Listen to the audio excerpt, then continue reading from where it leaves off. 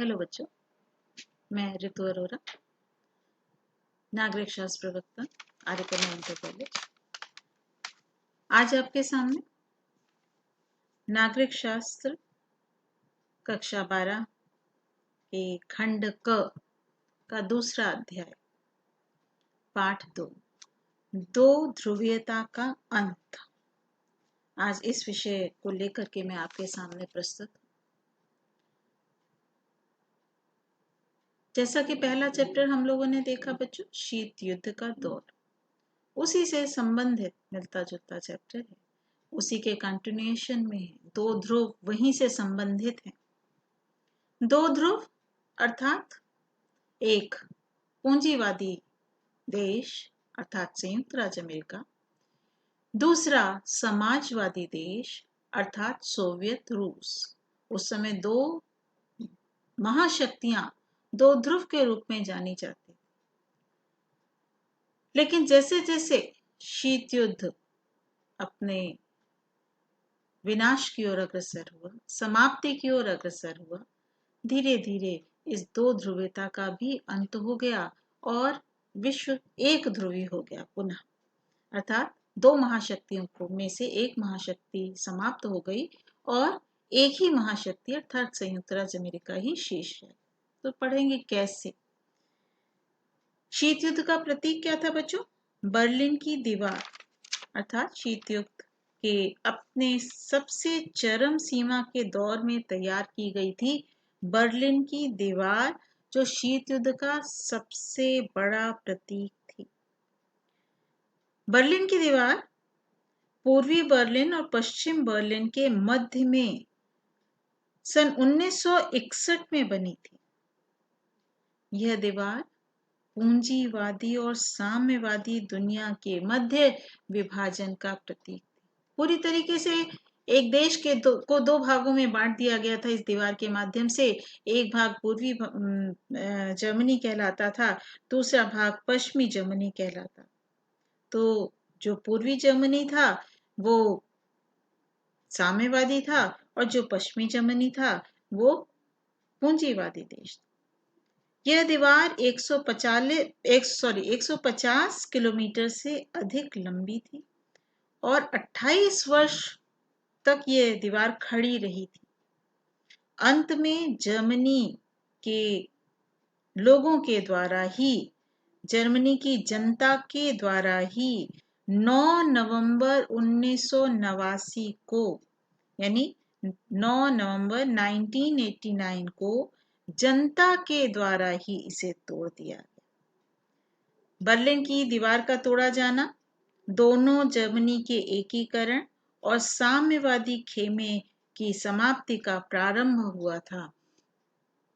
यानी जो दो ध्रुव थे उसमें से एक ध्रुव का धीरे धीरे पतन प्रारंभ हुआ। यानी 1989 में जब जर्मनी की जनता के द्वारा दीवार को गिरा दिया गया तो उसका परिणाम क्या हुआ?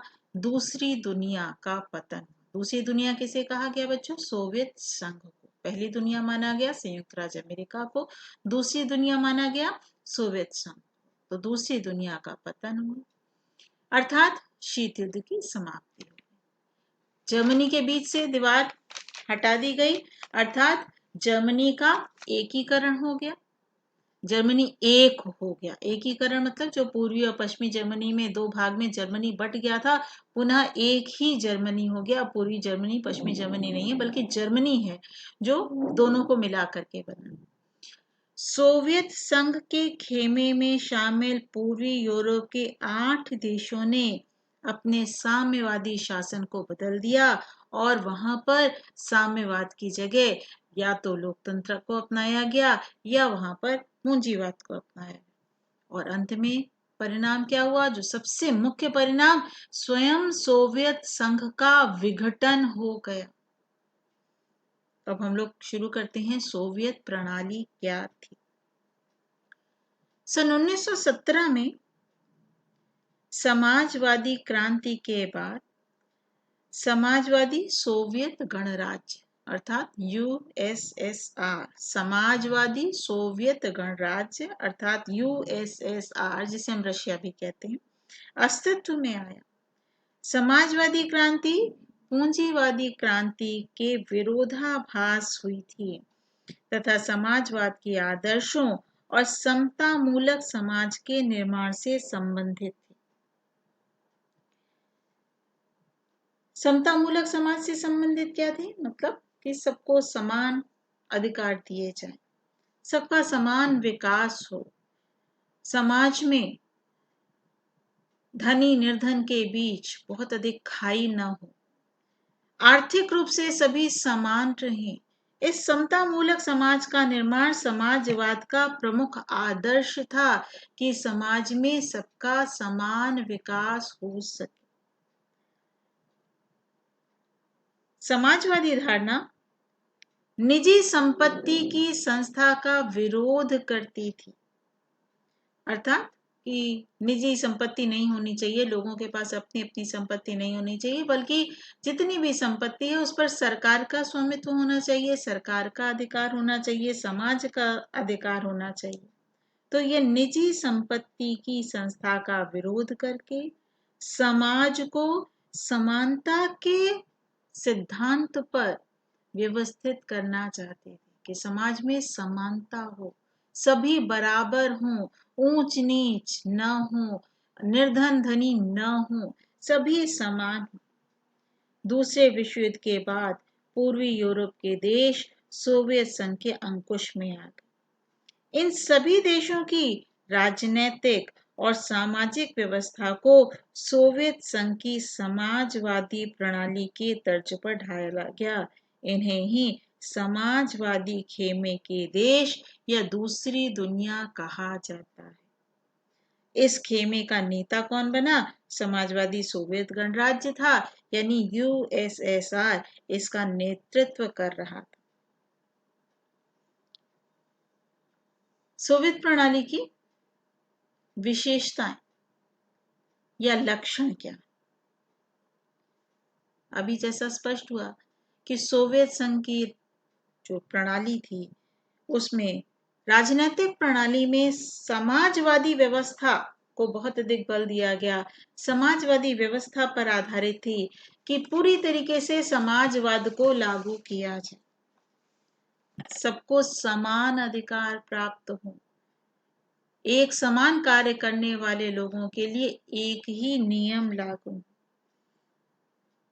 सोवियत प्रणाली आदर्शों एवं समाजवादी समाज पर जोर देती है, जहां आदर्श को बहुत अधिक महत्व दिया जाता है, नैतिक मूल्यों को बहुत अधिक महत्व दिया जाता है। ऐसे समाज की स्थापना करना समाजवादी समाज का प्रमुख लक्ष्य। सोवियत प्रणाली पूंजीवाद और मुक्त व्यापार के विरुद्ध थी। पूंजीवाद जिसमें पूंजी को प्रधानता दी जाती है, सभी उद्योग ऐसे स्थापित किए जाते हैं जो पूंजी से संबंधित हो, पूंजी प्रधान हो।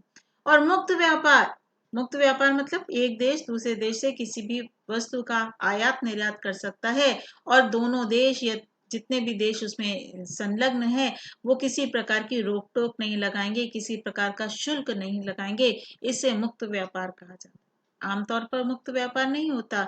जब हम एक देश की सीमा से किसी वस्तु का आयात या निर्यात करते हैं तो उस पर हमें कुछ तट कर देना पड़ता है, टैक्स देना पड़ता है, तो वो मुक्त व्यापार नहीं हुआ। मुक्त व्यापार मतलब किसी प्रकार की कोई रोक टोक नहीं है, सरकार से परमिशन लेने की आवश्यकता नहीं।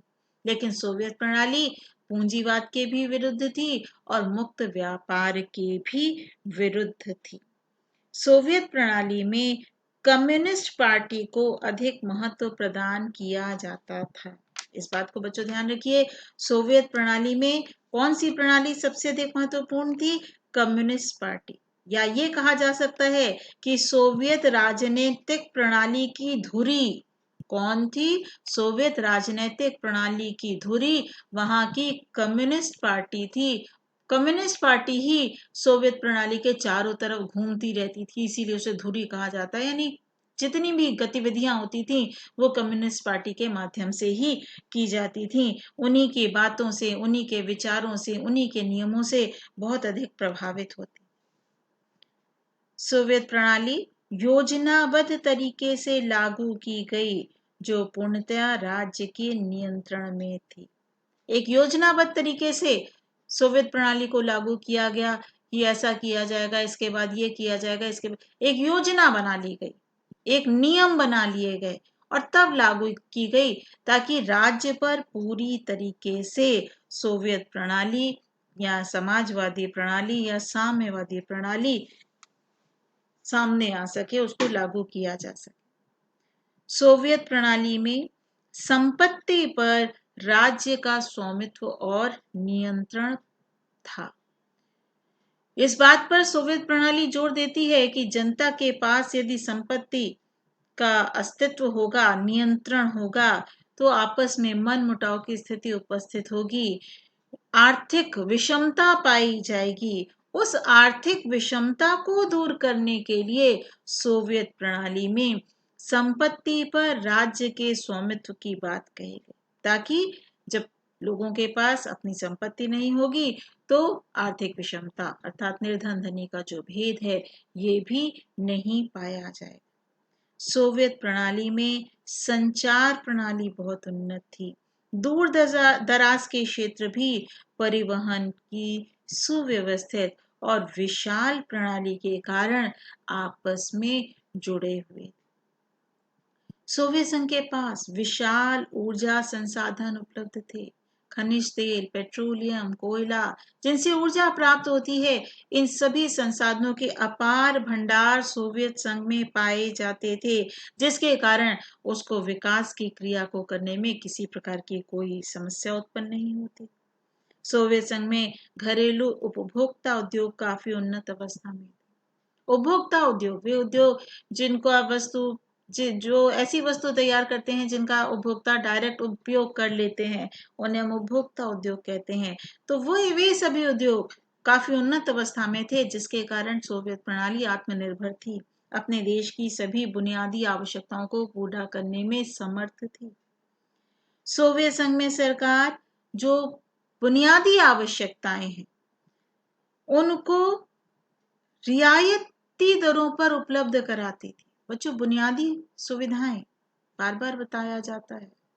आवश्यकताएं, वैसे तो मूलभूत 3 आवश्यकताएं होती हैं इंसान की, रोटी, कपड़ा और मकान, लेकिन इसके अलावा जैसे स्वास्थ्य सुविधाएं, शिक्षा, बच्चों की देखभाल या लोक कल्याणकारी अन्य जितनी भी चीजें हैं, वे सभी बुनियादी सुविधाओं के अंतर्गत आती हैं और ये सभी सुविधाएं सोवियत संघ की सरकार वहां की जनता को उपलब्ध कराती है। सोवियत संघ में पर्याप्त रोजगार के अवसर उपलब्ध थे, जिसके कारण वहां की बेरोजगारी नहीं। तो ये पूरी विशेषताएं देख करके हम क्या स्पष्ट कर सकते हैं बच्चों? सोवियत संघ में साम्यवादी या समाजवादी शासन व्यवस्था थी, जहां पर निर्धन धनी के भेद को मिटाने के लिए अर्थात आर्थिक विषमता को कम करने के प्रयास किए जाते थे। मुक्त व्यापार को प्रधानता प्रदान नहीं की जाती थी, कम्युनिस्ट पार्टी का बोलबाला था। योजनाबद्ध तरीके से पूरे देश का विकास करने का प्रयास किया जाता था। संपत्ति पर राज्य का अधिकार पाया जाता था, व्यक्ति विशेष का अधिकार नहीं पाया जाता था, जिसके कारण लोगों में आपस में प्रतियोगिताएं या प्रतिस्पर्धाएं नहीं पाई जाती थी। उसके पास अपार ऊर्जा के संसाधन थे, उपभोक्ता उद्योग थे, जिसके कारण वहां का विकास तीव्र गति से हुआ और साथ ही साथ सोवियत सरकार बुनियादी आवश्यकताएं कम दरों पर उपलब्ध कराने का भी प्रयास करती थी, जिसके कारण वहां बेरोजगारी जैसी समस्याएं नहीं पाई जाती थी। लेकिन हर प्रणाली में कुछ ना कुछ दोष अवश्य होते। तो सोवियत प्रणाली की क्या कमियां थी, क्या दोष थे? पहला, सोवियत प्रणाली पर नौकरशाही का पूर्ण नियंत्रण था। यानी जो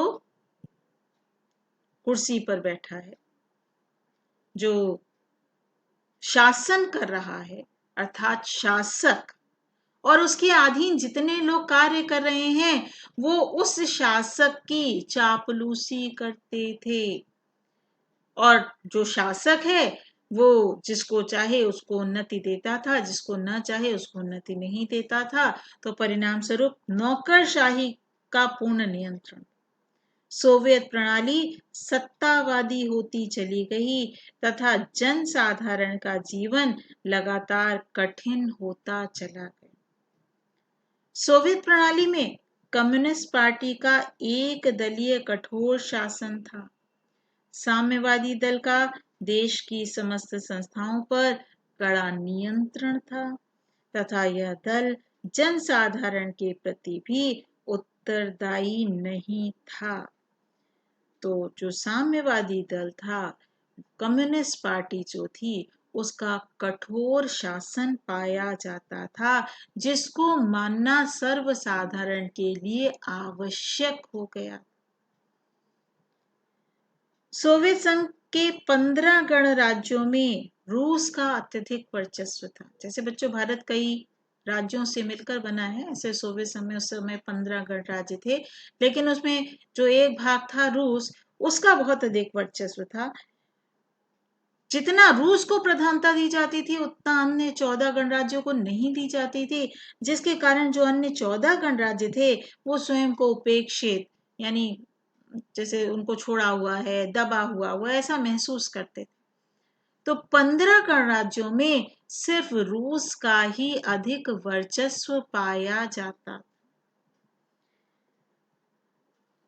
सोवियत प्रणाली औद्योगिक और आधारभूत ढांचे को सुदृढ़ बनाने में विफल रहने के कारण वो पाश्चात्य देशों से काफी पिछड़ गई। उसने प्रयास किया कि हम आधारभूत ढांचे को सुदृढ़ कर दें, लोगों की आधारभूत सुविधाओं को हम आगे बढ़ाएं। जितना एक देश के विकास के लिए आधारभूत ढांचा चाहिए, यानी परिवहन के साधन, बैंकिंग या शिक्षालय, चिकित्सालय, ये आधारभूत संसाधन अगर हम किसी देश के परिपक्व हो जाएंगे, मजबूत हो जाएंगे, तो वो देश काफी उन्नति कर सकता है। और ऐसा ही सोवियत संघ ने भी चाहा, सोवियत प्रणाली ने भी चाहा, लेकिन वो इस कार्य में विफल रहा।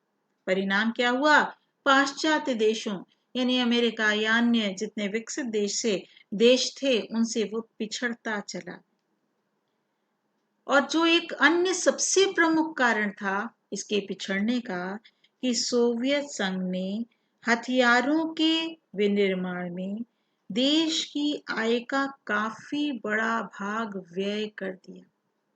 जब हम देश की आय का एक बहुत बड़ा भाग हथियारों के निर्माण में लगा देंगे, यानी देश के अन्य विकास कार्यों में लगाने के लिए हमारे पास पूंजी का अभाव हो जाएगा।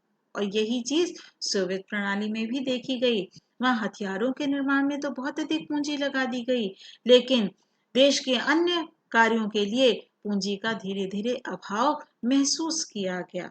परिणाम क्या हुआ कि देश को जितना विकास करना चाहिए था, उतना विकास नहीं कर पा रहा था। जो देश अमेरिका जैसे विकसित देशों से प्रतियोगिता करना चाहता था, वो प्रतियोगिता करने में सक्षम नहीं हो पा रहा था। उस समय 1980 के दशक के मध्य में गोर्बाचेव, जिनका पूरा नाम था मिखाइल गोर्बाचेव, ने सोवियत संघ में कम्युनिस्ट पार्टी के वो महासचिव बने थे और उन्होंने सोवियत प्रणाली में कुछ सुधार करने के प्रयास किए। उस समय सोवियत प्रणाली में अनेक दोष आ गए थे।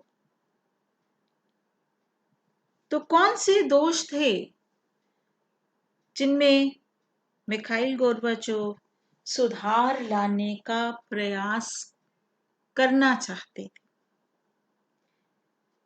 पहला, सोवियत संघ में धीरे धीरे नौकरशाही का प्रभाव बढ़ता गया तथा पूरी व्यवस्था नौकरशाही के शिकंजे में फंसती चली गई। इससे सोवियत प्रणाली सत्तावादी हो गई और लोगों का जीवन कठिन होता चला गया। नौकरशाही ने चापलूसी, लाल फीताशाही को प्रोत्साहन दिया। परिणाम क्या हुआ कि जो लोग नौकरशाही को बढ़ावा देते थे, जो लोग अपने शासकों की, अपने अफसरों की चापलूसी करते थे, उनका तो विकास होता गया, अन्य लोगों का जीवन कठिन होता चला गया। सोवियत प्रणाली में लोकतंत्र व विचार की अभिव्यक्ति की स्वतंत्रता नहीं पाई जाती थी। वहां पे लोगों की विचाराभिव्यक्ति की स्वतंत्रता लगभग समाप्त प्राय हो गई थी। उस पर लगभग रोक लग चुकी थी। पूरी तरीके से वो आजाद नहीं थे। तो इसलिए आवश्यकता बहुत अधिक थी कि इसमें सुधार किया जाए, लोगों को आज स्वतंत्रता दी जाए, अभिव्यक्ति की स्वतंत्रता दी जाए कि वो अपने विचारों को जनता के सम्मुख, अपने शासकों के सम्मुख प्रस्तुत कर सके। उस समय सोवियत संघ में एक दल, साम्यवादी दल का प्रभुत्व हो गया था। कौन सा दल था बच्चों? साम्यवादी दल का प्रभुत्व हो गया था। और यह दल किसी के भी प्रति उत्तरदायी नहीं था।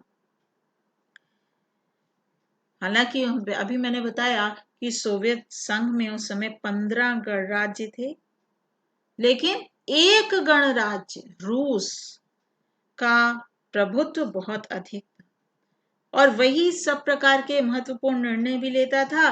बाकी के गणराज्यों को से न तो पूछा जाता था, न उससे विचार विमर्श किया जाता था। तो जो बाकी के गणराज्य थे वो स्वयं को दमित या अपमानित महसूस करते थे। एक भाग, एक गणराज्य तो आगे बढ़ता जा रहा था, शक्तिशाली होता जा रहा था, लेकिन अन्य गणराज्य उसके अधीन होते चले जा रहे थे। इसीलिए कई बार सोवियत संघ को रूस के नाम से भी जाना जाता था। सोवियत संघ राजनैतिक और आर्थिक तौर पर अपने नागरिकों के समक्ष पूरी तरीके से सफल नहीं हो पाए। आर्थिक और राजनैतिक तौर पर, यानी न बहुत अधिक आर्थिक विकास किया, न ही देश में राजनैतिक एकता थी, न ही राजनैतिक शांति थी। तो सोवियत संघ राजनैतिक और आर्थिक तौर पर अपने नागरिकों के समक्ष पूरी तरीके से सफल नहीं हो पाए।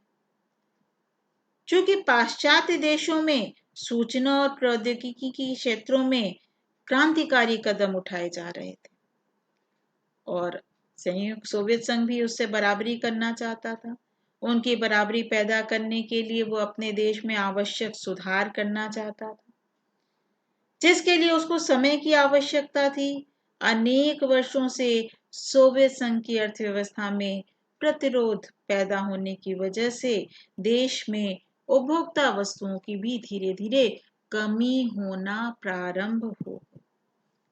क्यों हो गई? क्योंकि वह अन्य पाश्चात्य देशों से प्रतियोगिता करना चाहता और उनकी होड़ में अपने देश में किन वस्तुओं की आवश्यकता है इस ओर ध्यान नहीं दिया गया और धीरे धीरे उपभोक्ता वस्तुओं की कमी महसूस की जाने लगी।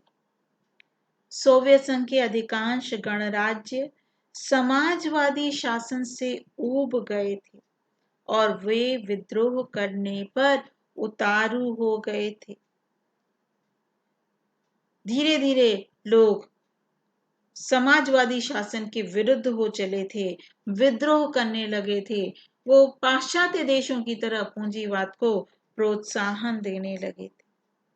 सोवियत संघ के बाहर हो रहे विभिन्न परिवर्तनों के माध्यम से धीरे धीरे अंदर भी संकट गहराता जा रहा था, जिस कारण सोवियत संघ के विघटन की गति तेज होती चली गई। दुनिया भर के संजीदा लोगों ने आर्थिक और राजनीतिक क्षेत्र में सुधारों के प्रयास के कारण ऐसी व्यवस्था की प्रशंसा की, उसको सराहने का प्रयास किया।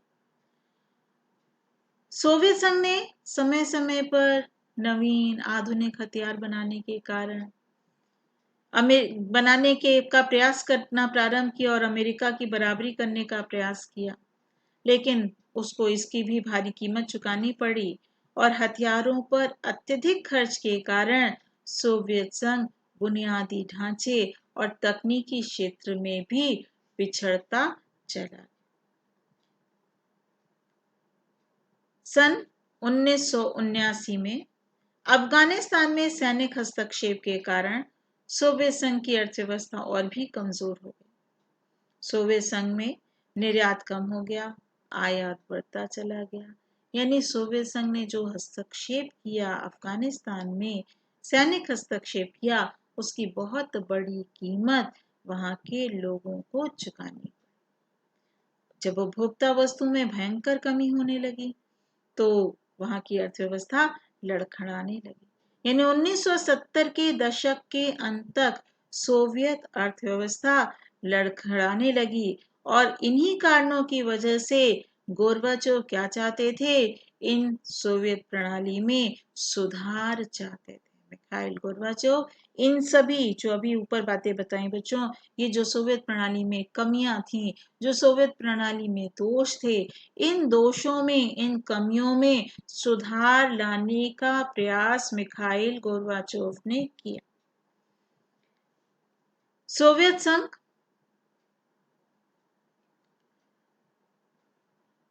में सुधार लाने के लिए गोर्बाचोव ने आर्थिक और राजनीतिक क्षेत्र में सर्वप्रथम सुधार करने का प्रयास किया। उसने कहा, आर्थिक दृष्टिकोण से सबसे पहले उनका मानना था कि आर्थिक दृष्टि से जब तक देश मजबूत नहीं होगा तब तक देश का विकास असंभव है। इसलिए गोर्बाचोव ने आर्थिक और राजनीतिक क्षेत्र में सुधार के प्रयास किए। वे सोवियत संघ की अर्थव्यवस्था को पश्चिम की बराबरी पर लाना चाहते थे। इसलिए उन्होंने दूसरा क्या प्रयास किया, प्रशासनिक ढांचे में लचीलापन लाने का प्रयास किया।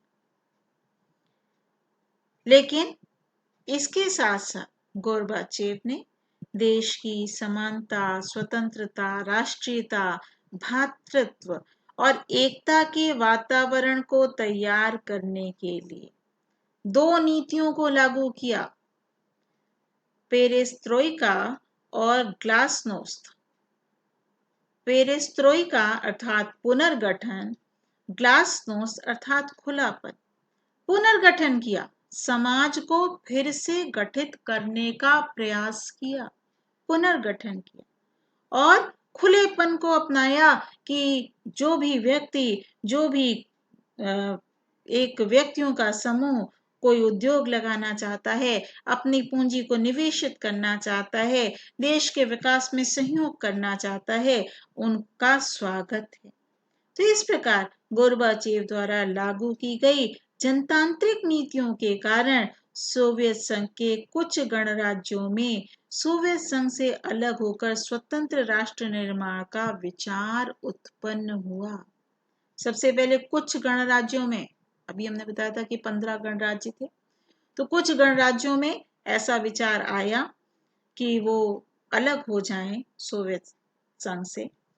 सबसे पहले रूस, बाल्टिक राज्यों, यूक्रेन और जॉर्जिया में राष्ट्रीयता और संप्रभुता की इच्छा का उभार सोवियत संघ के विघटन का तत्कालीन कारण सिद्ध हुआ।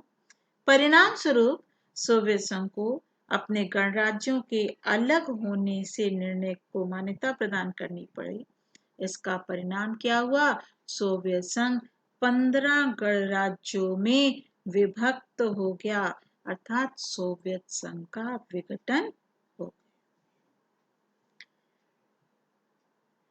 दिसंबर 1991 में येल्त्सिन के नेतृत्व में सोवियत संघ के 3 बड़े गणराज्य रूस, यूक्रेन और बेलारूस ने सोवियत संघ के समाप्ति की घोषणा कर दी।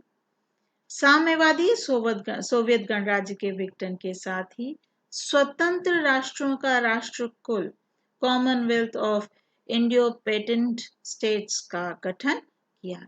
इस प्रकार सोवियत संघ 15 भागों में विभाजित हो। तो आज बच्चों यहीं तक इससे संबंधित कुछ प्रश्न मैंने लिखे हैं। सोवियत प्रणाली क्या है, जो भी मैंने स्पष्ट किया। सोवियत प्रणाली की विशेषताएं बताइए। बर्लिन की दीवार किसका प्रतीक थी? सोवियत प्रणाली के दोषों पर प्रकाश डाला। इसके आगे नेक्स्ट वीडियो में हम पढ़ेंगे, नेक्स्ट लेक्चर में हम पढ़ेंगे कि सोवियत संघ का विघटन क्यों हुआ, विघटन की परिस्थितियां क्या थी, उसके परिणाम क्या थे, ये हम लोग नेक्स्ट वीडियो में पढ़ेंगे। धन्यवाद।